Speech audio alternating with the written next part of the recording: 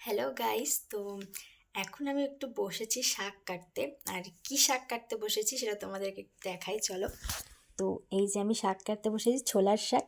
তো এতক্ষণে আমার এতটুক বাঁচা হয়েছে আর এতটি বাকি রয়েছে। তো মানে ছোলার শাক খেতে ভালোই লাগে, কিন্তু এই যে বাঁচা ব্যাপারটা, এই ছোলার শাকটা বাছতে এতটাই সময় লাগে।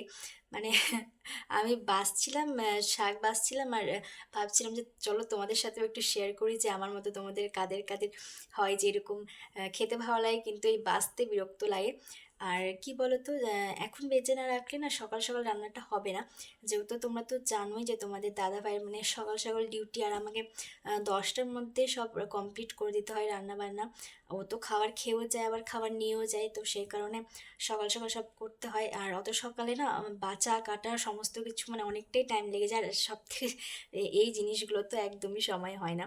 তো ওই জন্য আমি এখনই বেঁচে রাখছি আমার, মানে যা যা কাটা বাছা থাকে আমি টুকটাক আগের দিন করে রাখি, যে পরের দিন একটু তাড়াতাড়ি হয়ে যায়, সুবিধা হয়।